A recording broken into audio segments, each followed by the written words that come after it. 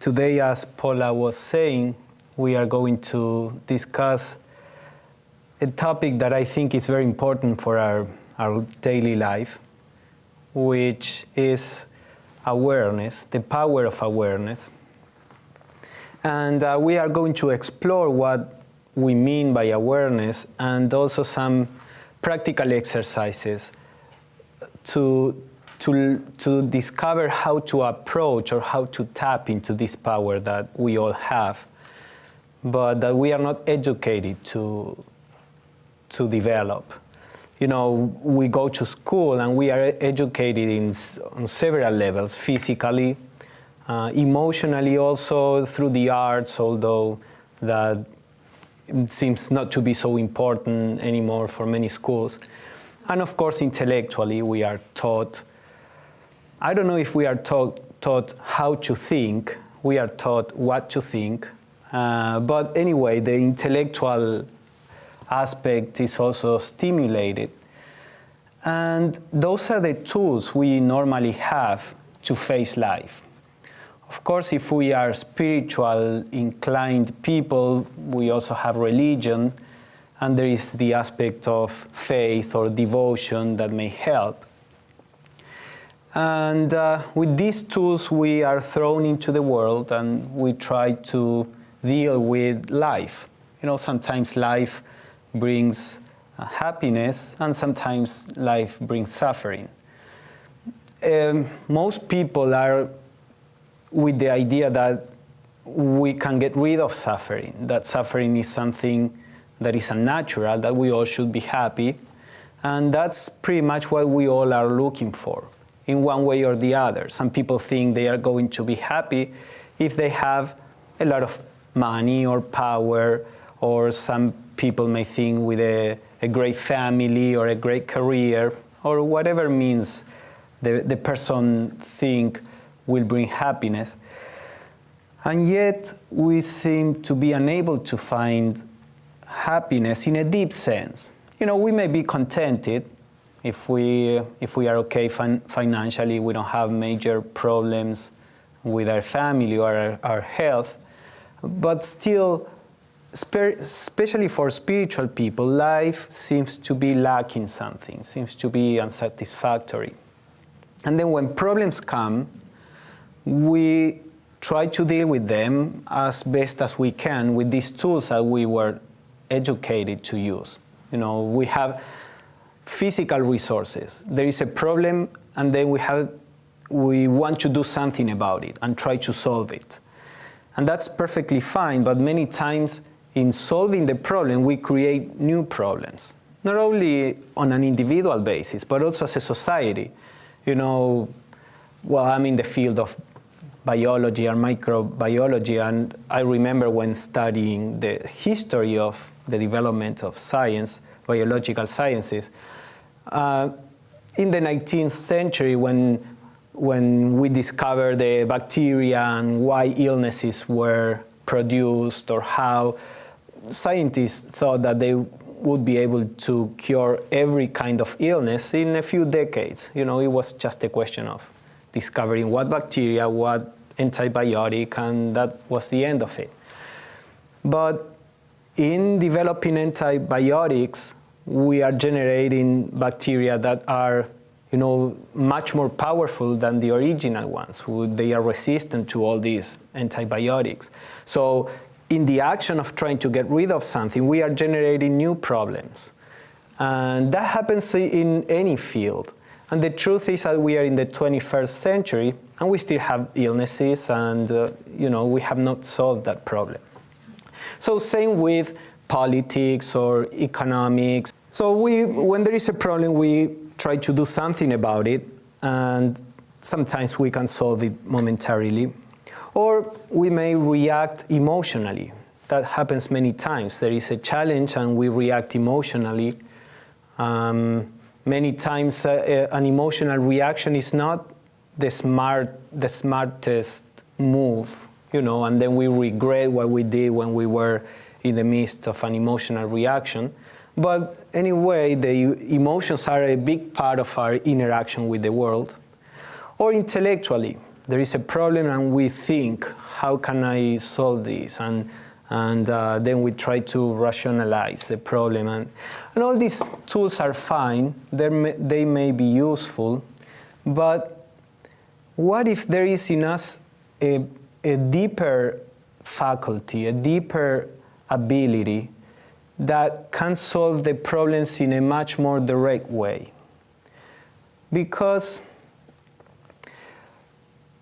we are not educated to use these other resources, they seem foreign to us. But we have innate abilities that are latent. You know what? The third aim of the Theosophical Society is to explore these latent powers or abilities. And I'm not talking about psychic powers. I'm talking about abilities that we have to deal with life in a different way. But they are dormant in ourselves. So awareness, and we are going to explore in depth what this means, is something that many traditions have said to be a transformational power in ourselves. You know, you have, today, the idea of awareness is more common within the spiritual environment. I think in the West, the first person that started talking about this was Krishnamurti. He started talking about being aware, paying attention. Then Gurdjieff also started talking about this. And then came Hinduism and with Vedanta and Zen Buddhism and then Tibetan Buddhism. So little by little, the idea of awareness began to be more well known in the West. But yet, I find that not always there is a deep explanation of what we mean by awareness. So when we try to do this, we don't get the results that are said to be able to be produced by the practice of being aware. So I hope we can explore all that tonight. The idea is that in the theosophical view, you know, we have our physical nature, which basically is the basis for actions. Then we have the emotional nature, which is a basis for reactions, which are necessary also in life. But if they are not under control, they can produce problems. Then we have the mental nature, which is the source of thinking. And the theosophical view says this is not all we are. There is another aspect, a higher aspect that we could call, let's say, intuitional. And this is the source of something that we may call insight.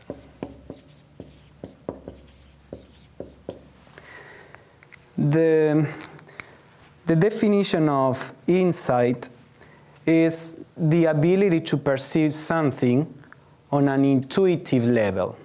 And the definition of intuition is the perception of something in a direct way without going through a process of reasoning, of thinking.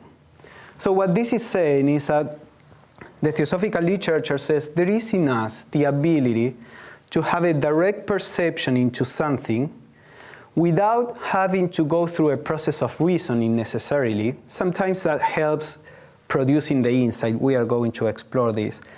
But this insight, because it's direct, reveals a deeper aspect of reality. Because if you see, for example, our physical actions are conditioned by our body. Some people have bodies that are lazy or restless or heavy or light, and that produces a limitation in our physical actions. Same with emotions and mind. We are born with a particular mental capacity. Some people are intellectually more intelligent than others. That doesn't mean that they are better or worse people, or that they are happier or not than people who are less smart intellectually. Now we talk also about the emotional intelligence. So people recognize many times we have people that are very smart and yet they are unable to relate to the world. How is it possible if they are smart? So there is this idea of emotional intelligence, but emotions, mind, or thinking is conditioned. It is like looking at the world through a glass that is colored. So we look at the world with a certain emotional background. A person, because of the experiences that he or she had when young, feels that the world is threatening, and that he or she has to be defensive. Or another person feels that the world should go around him or her and give everything that he or she wants. Or, we have a particular emotional background, a particular intellectual background, and with that conditioning, we try to relate to the world. But the insight, the idea of the insight is that because it is a direct perception, it's not a perception that comes through a process of reasoning or through an emotional process. It can reveal the truth of something. So every person has this power of insight in an innate way. We don't have to develop the power of insight, but we have to learn how to tap into it. Some people, this insight is more accessible than to others just because they learn how to tap into it. So the idea is that if we can start working on this level, this insight may become part of our tools, the tools that we can use to face life. And then, of course, that insight will use thinking and feeling and acting, but because there is a truer perception when it comes from the insight, then the action, the feeling, and the thinking will be closer to what is healthy, what is harmonious, what is right. So the process of tapping into this insight is, as anything in nature, gradual, but there are things that we can do. Just as we can learn to think, we can learn to appreciate beauty, we can also learn to tap into this insight. So I think there are like three general states of consciousness in which a person may operate. One of them is a state where there is basically an unconscious reaction. Life happens, this person reacts, never asking, why am I acting in this way? Is this right? Is this fair? It's just a reaction. Something comes that produces pain and the person will try to push it away. Something comes that produces pleasure and the person will try to get it. And it doesn't matter if it is moral or not. The limitations, well, if I do this and I go to jail, I cannot do it. And I don't do it just because I will go to jail. But if I could, I would do it.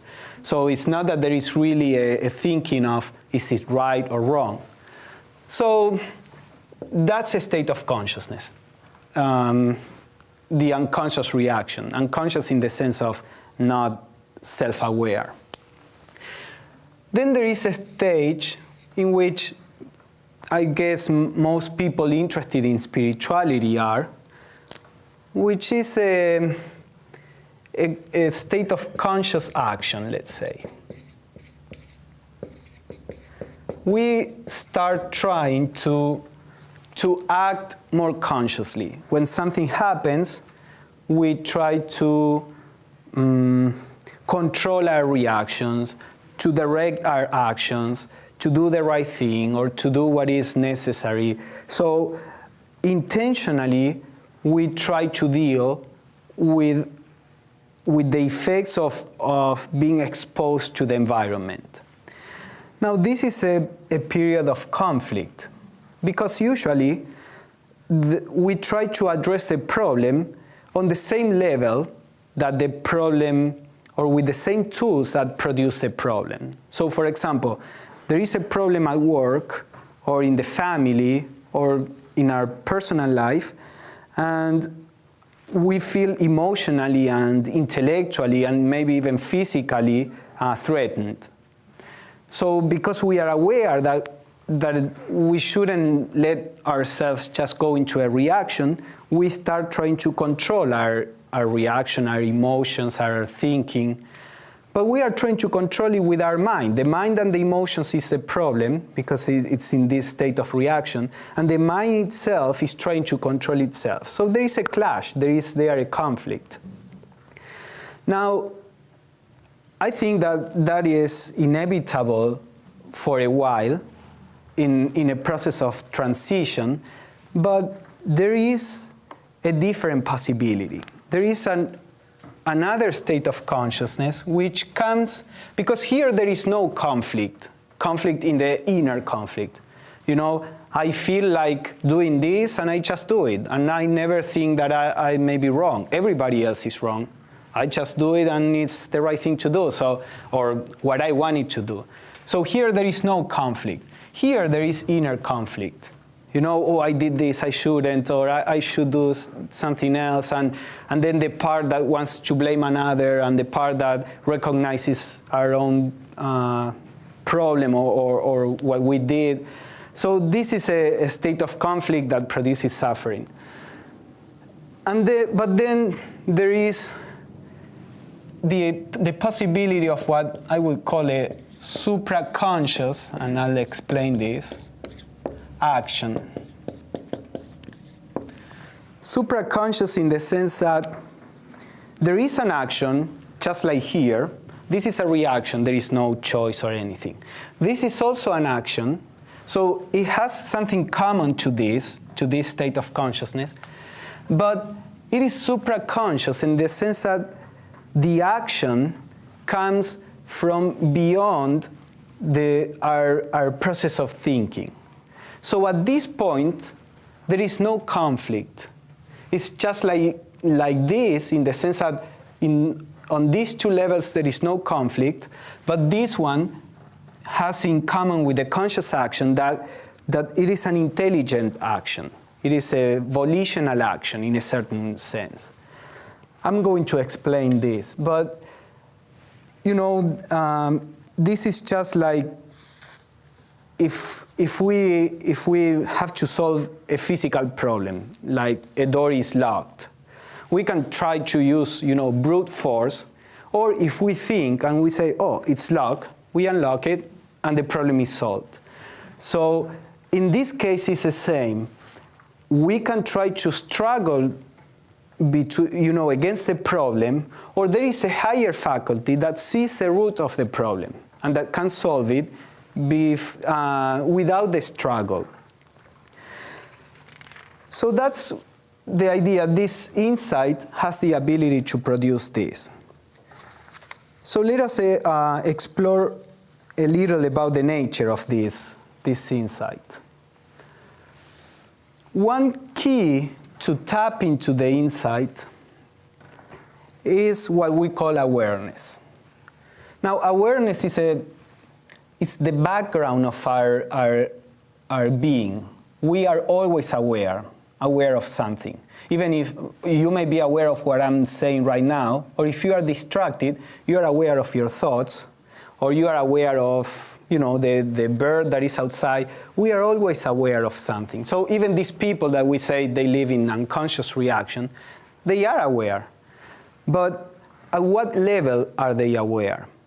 And what level of awareness is necessary to tap into this insight?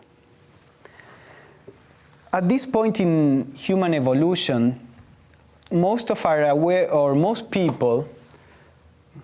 us, and even those who may begin to tap into something else, most of the time, they are anchored in an intellectual awareness. What does it mean? For example, if you don't know Sanskrit, so I write something here, that's a syllable in Sanskrit. What do you see? You just see lines there. Now, if I write these lines, do you see lines? No, you see a word. Even if I write it in Spanish, do you see lines? No, because you know the letters, you see letters, and you see a word. If you try to see this word without recognizing it as a word, just as a collection of lines, just as you see the Sanskrit there, you'll see that it's extremely difficult to see a word without reading it, without seeing the meaning. Because we have a mechanism in our mind that conceptualizes everything. This mechanism is very good to deal with the practical life, but it is a barrier for a deeper awareness, as we are going to see. If you pay attention, this conceptualization is always there. You see an object that you don't know.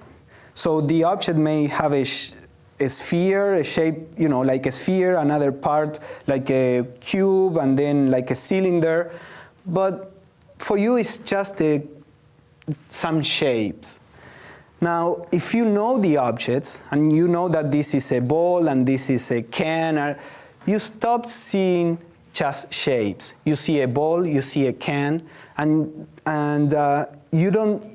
It's very difficult to see something without the concept. I remember I was once on a bus in Argentina, and there was a person sitting in front of me, and the person was talking to somebody, so his or her ear, I don't remember, was right there in my eyes, and I was just trying to be aware, and suddenly I was surprised, because to me there was something completely different. I started seeing the ear without recognizing the ear, and it seemed so weird, so strange, until the concept of an ear came back, and I said, yeah, that's an ear. So then I experimented a little. Sometimes if we look at something for a more or less long time without thinking, we can lose the concept and see something fresh without the idea this is a year or whatever it is. But the point here is that our awareness is ingrained in a process of conceptualization. So we can never see the world unless we try to do it actively, as we are going to see. There are some exercises we can use, but we can never see the world past those concepts. And this kind of insight is something that comes when the thinking is not working, or the thinking may be working, but our awareness is not anchored in the process of thinking. We have to be able to untie the awareness from the process of thinking, and then it will open the door for the insight. So when we read about awareness in many traditions, what I have seen in my life and talking to other people who try to practice it is that many times what we are actually doing is trying to be aware, but from the intellectual level. And we don't notice it. Just as it is difficult to see these lines not as a word, it is difficult to look at ourselves without the conceptual process that is ingrained in us. So there are we have to try to really break through this. And for that, as I said, there are several approaches you can take. This insight is talked about in many traditions. In Theosophy, sometimes it is called manas taijasa. Manas means like understanding or the mind, and taijasa means illumined. So it's an insight is when the mind is illumined by the intuition. Or in the Yoga Sutras of Patanjali, I mention it in case you are familiar with that tradition, it is the viveka khyati. That's a power of seeing what is true and what is not true, viveka khyati. Or, let's see, in Zen, sometimes the idea, it differs in different schools, but the idea of satori is this insight that allows you to see something as it is. Or in Vedanta, there is this idea of the witnessing, where you see nakedly something as it is without concepts on it. So it is in many traditions. Now, let us talk about some of the conditions for this to work. For example, suppose something happens and we are angry and we don't want to react with the anger. Of course, when something good happens, we don't question it. So I'm bringing something that we usually question and try to deal with. So a person that is honest in trying to lead a spiritual path will try to do something about that anger. Maybe that person cannot do it at the moment, but then afterwards will say, I should not have done that, and what can I do? And then there are many strategies where we can use our thinking. Start thinking on the opposite of anger, on peace, and try to generate a state of peace. Or try to see the things from the point of view of the other person so you can understand that person. Or many strategies that are all good strategies and they bring some results. But there is a different possibility because these strategies still produce a conflict. There is a conflict of what I'm feeling, what I don't want to feel. So the conflict between what I am at this moment and what I should be. And that maintains a duality, which is the basis of conflict. So there is a different approach that is devoid of conflict. And that approach is to be able to stay in a state of deep awareness with whatever is there at the moment. So for example, if you are angry, you start, if you have the opportunity, just go for a walk or sit in your room or the bathroom, whatever, and sit and start looking at all that movement. Now, we have to look at it without the conceptual background operating. So when we see something, immediately we say, this is right, this is wrong. I shouldn't be feeling this, or that person deserved it. All those concepts will keep the awareness trapped on the intellectual level. So we have to start watching it without making any judgment. There is anger, you watch the anger. You don't try to make it go away. You don't try to change it. You don't try to manipulate it, transform it, or you don't try to express it, because when there is anger, there is this inner pressure, and we want to escape from that. Nobody likes that inner pressure. So you may escape by expressing the anger, or you may escape by trying to manipulate it and change it and make it disappear. All these strategies are done by the intellectual aspect of ourselves that wants to do something about it. So this strategy is just stay with what is there. This is difficult because we don't want to be in contact with the anger, for example, or fear, or whatever other feeling. That's the reason why we are trying to do something about it, to go away from it, either express it or repress it. So we have to have a certain courage to be able to remain in touch with that. So you remain in touch and you just watch it. And you let the emotions do whatever they want. And say, because in Theosophy we say, we are not the body, we are not the emotions, and we are not the mind. If you think you are the thinker, the one that thinks, then stop thinking and tell me if you can do it. If we are the ones that think, we should be able to say, now I want to think, now I don't want to think. Or same with the emotions. If we are the ones that produce the emotions, then we should be able to say, I don't want to feel this, and drop it. In the Theosophical view, our emotions, they have a life and a consciousness of their own. We call the emotional elemental or desire elemental. Just like the body, the cells, they have a life of their own. And, I may not want to have an illness in my body, but the body is something that is alive and has its own universe and world.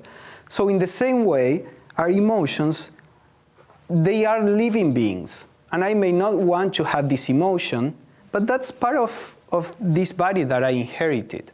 And same with thoughts. So we have to be ready to see the emotions in a completely detached way. When we see the clouds going on the sky and we see dark clouds, we don't try to make them white. We may not like the dark clouds, but we know we cannot do anything about it. And yet, we think we can do something about our emotions. Now, the one that can do something about the emotions is the intellectual level. But here, remember, we are trying to go above the intellectual level. So when you are trying to manipulate your emotions, you are working on the intellectual level. The condition for this awareness to appear, this more intuitional awareness, is that you let go of your clinging to the intellectual level. So you are watching and let the emotions do whatever the emotions want. The emotion is a little animal, and the emotion will say, yeah, why this person does this to me, or doesn't do this, or I wish the person weren't alive, or wasn't alive, or whatever. The emotions are irrational. Now, we say, no, I shouldn't feel that. But that's fine for normal people, but for a spiritual person, there are two possibilities. If you are trapped in the emotions, then you have to control them, because there are emotions that can lead you to harm a person. But if you begin to work on this state of awareness, you can let go of the control of the emotions and begin to watch it. I'm not saying you should go and do whatever your emotions want to do, because then you are here. Well, we are always here, so you have two routes. Or go back, and sometimes these teachings are misinterpreted, and they say, let your inner child flow, and don't repress yourself, and let the emotions. Well, you are going back to this. Or the other interpretation, which I think is the spiritual interpretation, is, yes, don't repress your emotions, don't repress, but don't express them either. Just let them inside, do their play, and be aware of them. When you are aware of the emotions cannot touch you, because you are like above the emotions. So if there are negative emotions there, when you are in a state of awareness, those emotions are really not touching you. In Tibetan Buddhism, they call this state of awareness Rigpa. And they say when we are in a state of Rigpa, in this state of awareness, we are like a mirror. The mirror may reflect a saint or a monster, but the mirror is never tainted. It just reflects whatever is there. But when that reflection is gone, the mirror is as pure as it ever was. So when we are in this state of awareness, our awareness is pure always. It may be reflecting negative emotions, but it's not being touched by them. So this is a help just to remain watching without reacting to the emotions or to the thinking. And it is only when, just as that ear that I was watching lost its concept, when I watched it for some time without trying to put the concept there, in the same way, when we are watching the emotions for a while without clinging to the intellectual process that tries to manipulate them, at a certain point, they are transformed. They disappear. What we thought was anger now just disappears, because our concept, this is anger. Of course, there is an emotional movement there, but our concept, this is anger, is keeping it like an entity. just like the entity of an ear was being kept by my concept that is a ear. But when we watch it and we can go to this non-intellectual perception, the emotion just disappears by itself. Sometimes it disappears little by little, and sometimes it disappears all of a sudden. So that happens with any person at any time. But as I said, we have to learn to tap into this intuitional awareness without being trapped in an intellectual awareness. So let us see some exercises that can help us tap into this awareness. Something that is recommended by some teachers is when we are in an emotional state, we can write down everything that is going on inside of us. It's a kind of journaling.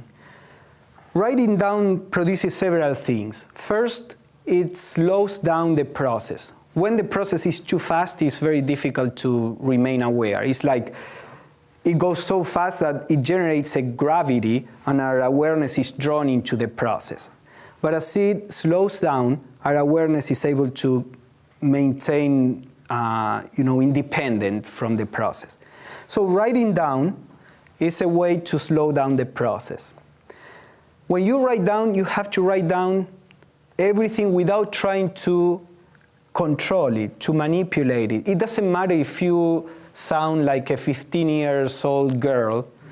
Just nothing against the girls. It's just like the archetype of emotional thing. Just write down everything, just as it is, and as if somebody were dictating something to you, and you just write it down without any judgment, without any control, without anything. Then when the problem is solved, when you are not in an emotional state anymore, you can go back and read it, because you will learn how the emotions work. It's not how you work, it's how the emotions work. We are not the emotions. They are part of us, just like the body is part of us, but the emotions are independent from us. We can affect the emotions on different levels. As I said, we can affect the emotions intellectually, but then that produces conflict and more problems. When we enter in this state of intuitional awareness, then that very awareness, without we doing anything, puts order into the emotional state and the mental state. This is what many mystics talk or call the grace of God. They say it's the grace of God or the grace of the guru because they didn't do anything. It's not that they didn't do anything. They, as the thinker, as the person that is always trying to control, didn't do anything. But the very awareness is an action in itself. Many times when Krishnamurti would talk about this, people would say, but if there is something there, I have to do something about it. If I don't do anything, then nothing will happen. And he used to say, to see, to be aware is to act. It's the deepest act that you can do. When you try to work on your emotions or your mind through your mind, you are working on the effects.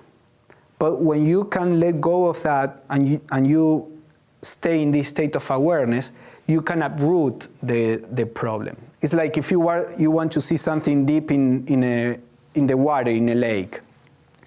You need the water to be still. If there are ripples, then you will be all fragmented. You will see all fragmented. So if you can see the root of the problem, then you don't have to mess with it, with the process. In quantum physics, they say the observation modifies what is being observed because there is a unity behind everything. Well, that happens in consciousness. When you try to intervene in a process, you are modifying that.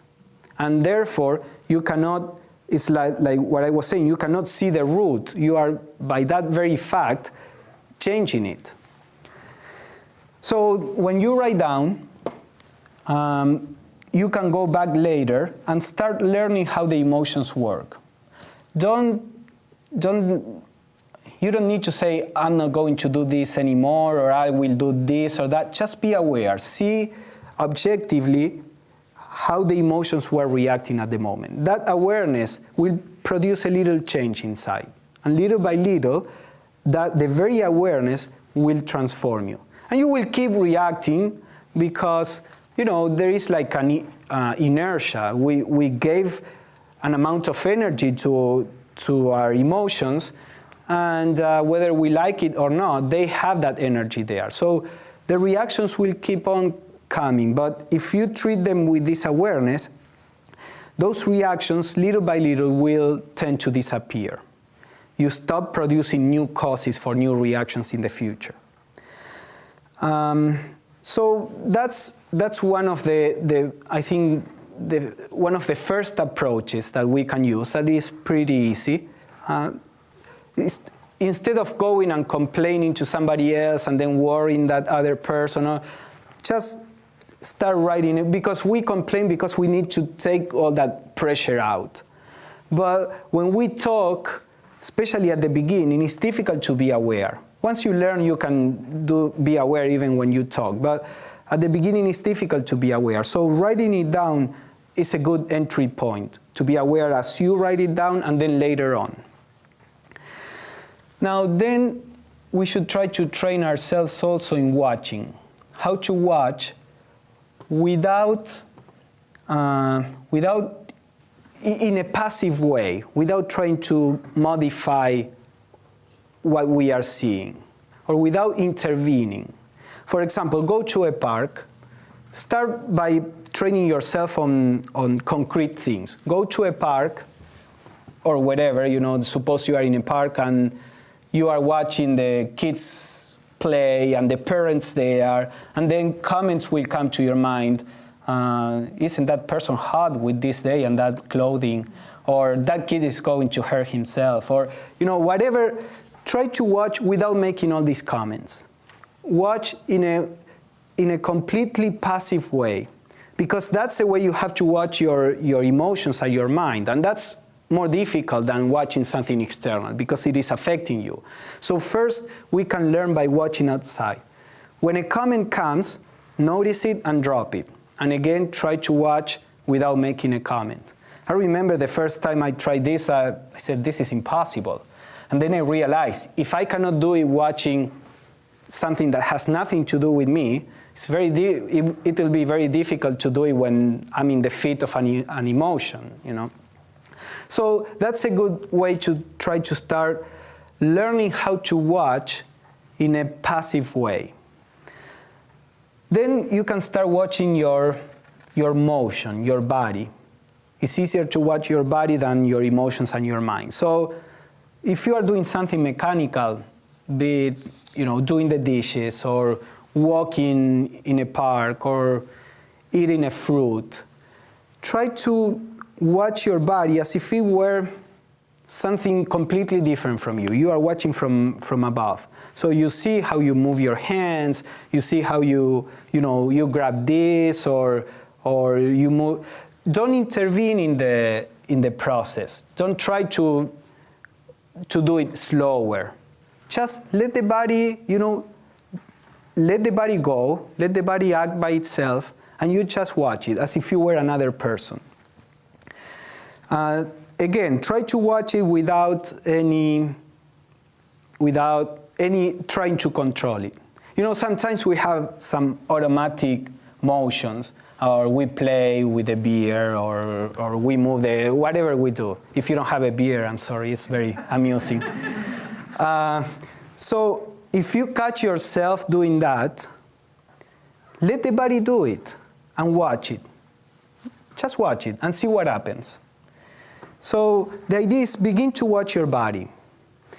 As you learn to watch your body without trying to modify, without judging it, then you will be able to start watching your emotions and your thoughts. So, after a while, start when you are in a, when you have an emotional reaction, try to watch it without intervening. At the beginning, it will be easier if the emotional reaction is not so strong. And there is always this boundary. You know, we have a certain ability at the moment to watch up to this level. When the reaction is too strong, we just forget. And I remember when I started doing this, I would walk a couple of blocks to the bus station, and I would say in the morning, okay, I will watch my body walking.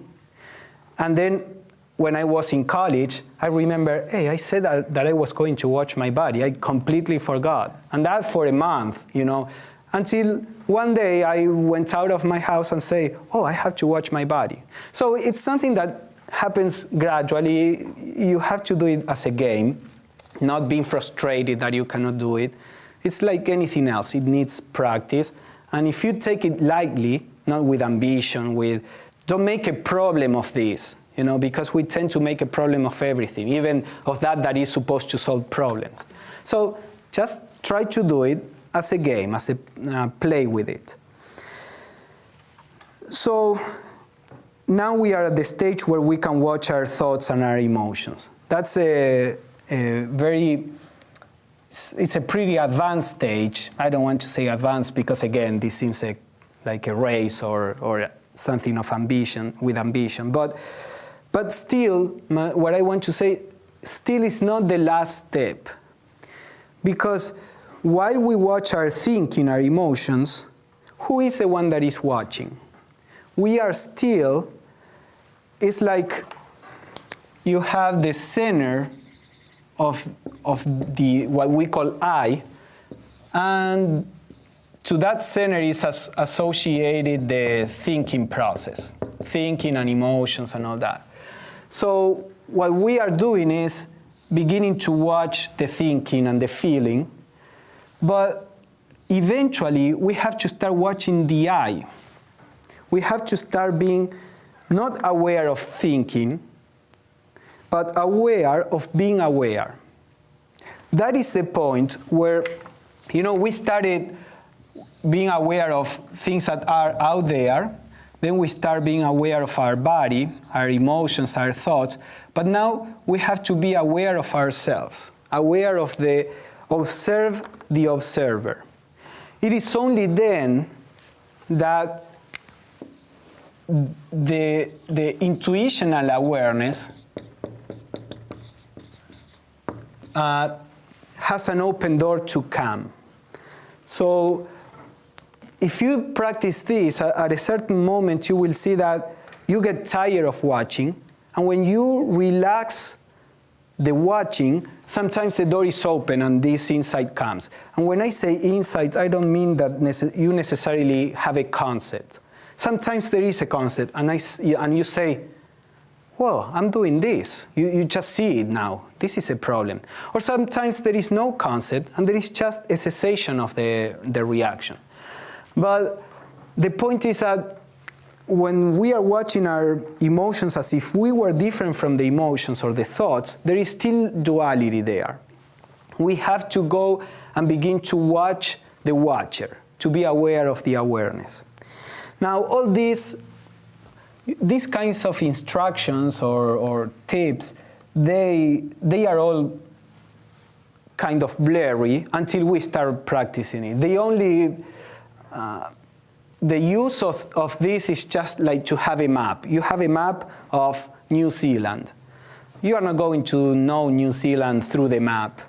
But once you are there, the map may help you how to walk or where to go. So this is like a map, but you will really see what these things mean as you try to do them. At the beginning, you are always in darkness. You say, how can I do that? I don't know how to do it. Well, just try it. Just try. When you try to learn how to ride a bike, you don't know how to do it. You sit there, and then you fall. And you don't know previously how to do it. You learn in trying to do it. This is the same. This is all the same. So you try to be aware. You don't know how. You fail several times until one day, you are riding the bicycle and you are not falling. How did it happen? You don't know. It just happened. So with this, again, the same. So just try to do it, and one day it will happen.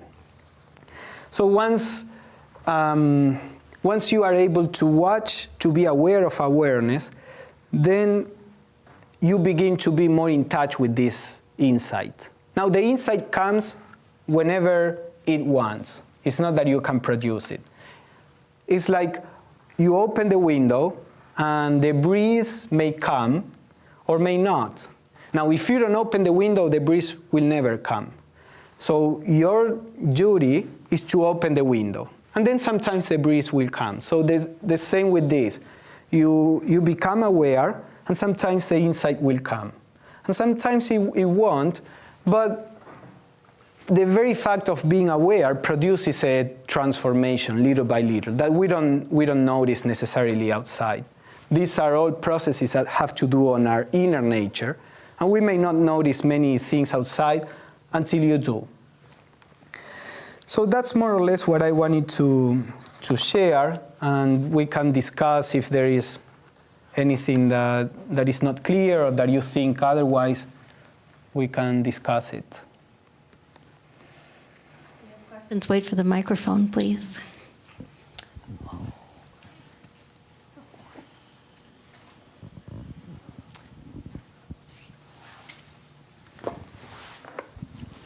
Something I heard maybe a couple months ago, a year ago, just because we think it doesn't mean it's true. But it's like, oh yeah, I always said that just because I think it's got to be true, but once I realized that, it's like, wow, that's a whole different kind of,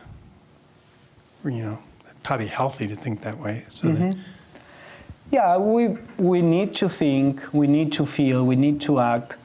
Now, without awareness, these processes operate in more or less darkness.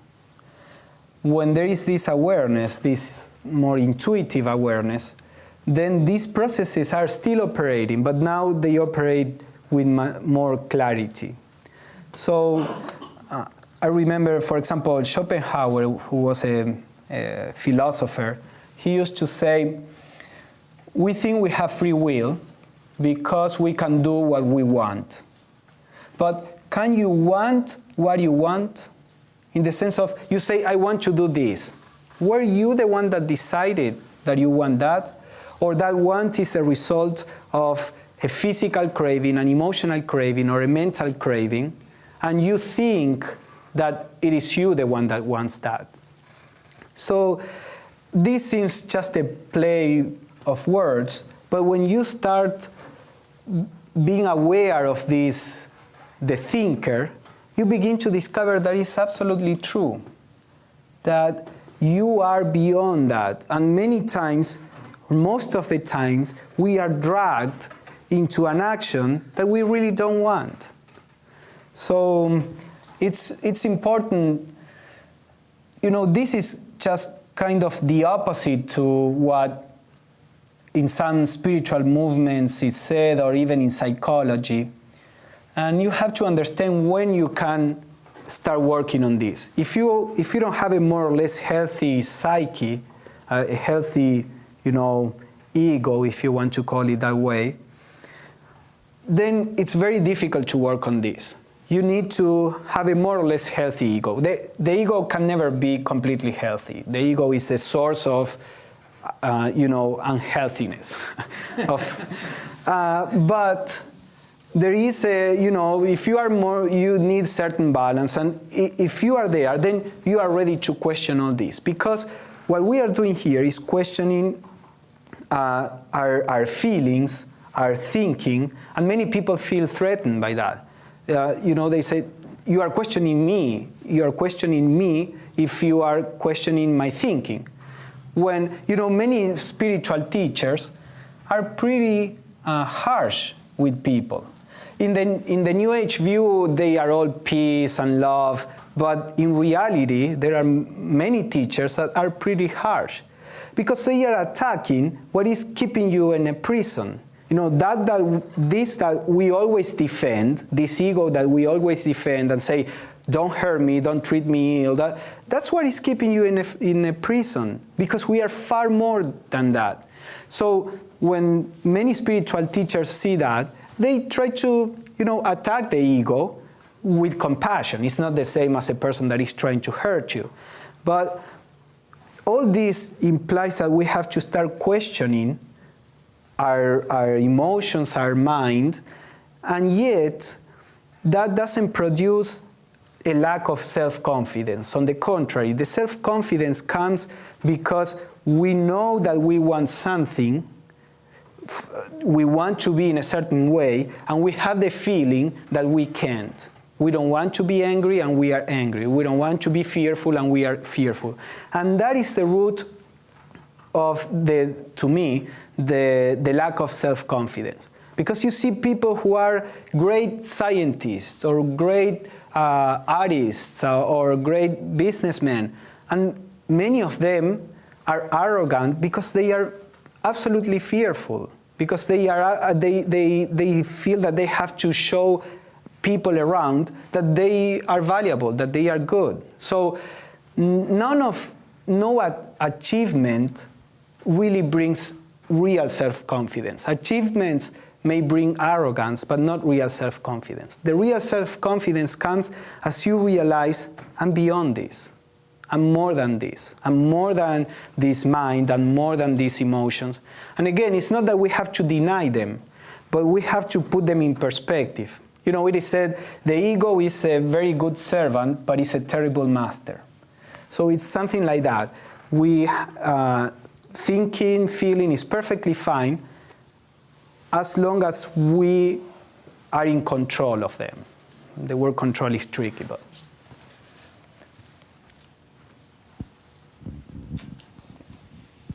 You know, what the gentleman just said, too, reminds me of the idea that, like what some of these non-duality teachers talk about is that, like Adyashanti says, that no thought is true.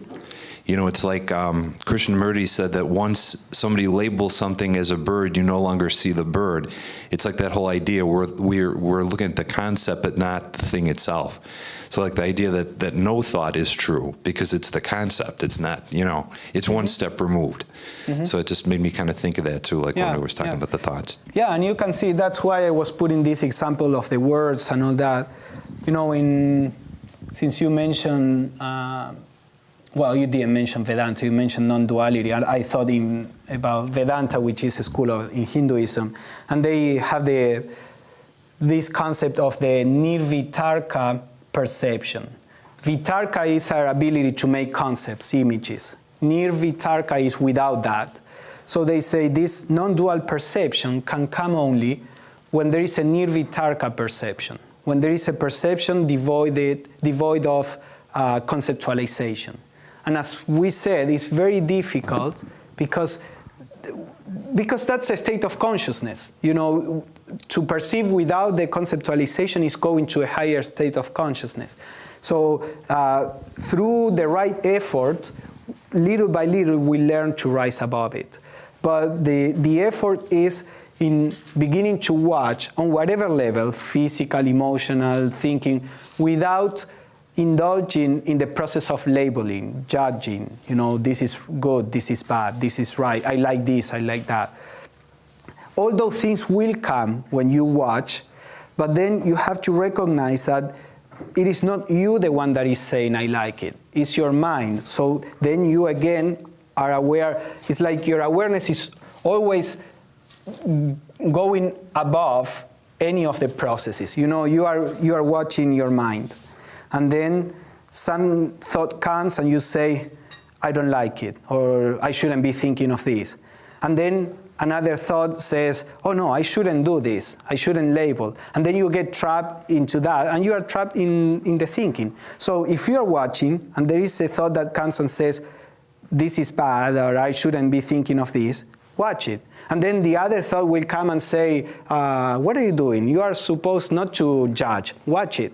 You know, just don't cling to any of that. That's the way that because it's very tricky, you know, we have the tendency to cling to one thought. So whatever happens there, just watch it, and let it go. It's okay when one is alone going through those reactions and reactions. When someone else says something and I don't agree, instead of responding, I need to pull back It's so easier to respond and make judgments. Well, I don't agree with you, or this is instead of really listening. It's the listening I find sometimes is weak, but not to respond immediately to what the other person is, to really have compassion, to think it out without taking it personally or whatever it is that I want to have an answer for it, and I don't. Mm-hmm. Yeah, that is the ideal. Usually it's more difficult when the threat is right there, when we are dealing with the situation. That comes in times, but it's easier if you start doing it, away from the situation. Eventually, little by little, you begin to be able to do it in certain situations, and then in some others you can't, because it depends on how deep what is happening is touching you. There are like different layers. So when the reaction is very deep, it's very difficult to be in this state of awareness, because it requires a lot of energy. So be ready to be able to do it sometimes and not be able to do it at some other times. Your genuine intention of doing it will do the work. So if today you cannot react in the right way in this situation, you just have to keep trying. And little by little, with the practice, you will gather more strength. And after a while, and a while may be some years, you will find that when put in that situation, now you don't react as before. So, don't think about these things as all or nothing, because it's not like that. The life is very complex, we are very complex, and then, so we can do it in some aspects, and in some other aspects, we need more strength. I was just going to make a comment. Okay, yeah. Anyway, so thank you for the great presentation. Anyways, it seems that there are different views about this idea of awareness. And of course, this appeals very much to our theosophical perspective, but also coming from a Krishnamurtian background, I often hear Krishnamurti talking about this individual being non-fragmented. Meaning that when we say, okay, we are not the thinking, we are not the emotions, we are not the body, we are something else, there itself we are making a fragmentation. We are not that, we are this. So how do we reconcile these two parts? Because it seems like there is another perspective of awareness in which you are in complete awareness as a whole, right? Your emotions, your body, even your mind is absorbing this potentiality that observes or that listens or that watches or that any other of our senses is all there present at that very moment. So it seems like with not attuned body, with not attuned emotional body, thinking body, so on, I find it very hard to achieve this altered state of awareness and act from there. So how do we reconcile? That's one question. How do we reconcile that? Yeah, what you are mentioning, that happens here when you are aware of the awareness. And I have a quote of Nisargadatta, because Krishnamurti, in particular Krishnamurti, I remember a question that somebody asked to Ramana Maharshi. Ramana Maharshi was a Hindu jnani or sage, also of the non-dualistic philosophy, and they asked him about Krishnamurti. And he said, yes, Krishnamurti always talks about what is beyond. So Krishnamurti, for the most part, he doesn't talk of any of these paths, but he talks about like the ultimate state, which is when you are aware of the awareness. And you are right, that's the aim, how we can get there. And for example, Nisargadatta says, because Krishnamurti used to say, when the observer is the observed, there is no duality between the two. That's why I was saying, when we watch our thinking, our emotions, there still is a duality. We have to get to the point when we are aware of the awareness. So Nisargadatta, talking about that, says, this union of the seer and the seen happens when the seer becomes conscious of himself as the seer. He is not merely interested in the seen, which he is anyhow, but also interested in being interested, giving attention to attention, aware of being aware. So the union of the seer and the seen, what you were talking about, the observer and the observed, comes when there is this awareness of awareness. Now, that's as you said, that's a very deep state, which, in my experience, trying to work on this and talking to other people, it's very difficult to get there right away. As Krishnamurti, I personally like Krishnamurti very much, but he usually talks, the highest step. He used to say the first step is the last step, and he stuck to that. He wouldn't talk about previous steps. But I think beginning by the journaling, then watching outside, all that is a dualistic awareness. But little by little, we gain this ability to watch without reacting, and eventually we have to come to that state of awareness where there is only awareness. There is not difference, between the observer and the observed. So you were talking about, actually, at the beginning of your talk, you said something very important, actually. You were talking about education. Of course, that concerns me very closely. And you said something crucial, that we were taught what to think, but we didn't learn how to think, more or less how to act, more or less how to feel. I think that is a very question for all to question ourselves. Mm-hmm. And can we learn how to now? Mm-hmm. Is it a possibility? Mm-hmm. Yeah. So. I remember in college we had 2 teachers that wanted to teach us how to think and not what to think. And they were very resisted by most of the students because they didn't know how to deal with that. They just wanted, tell me what I have to learn, what I have to repeat, and stop there. Yeah, that's easier. I always remember these 2 teachers. To me, they were great. One of them was a little crazy, but...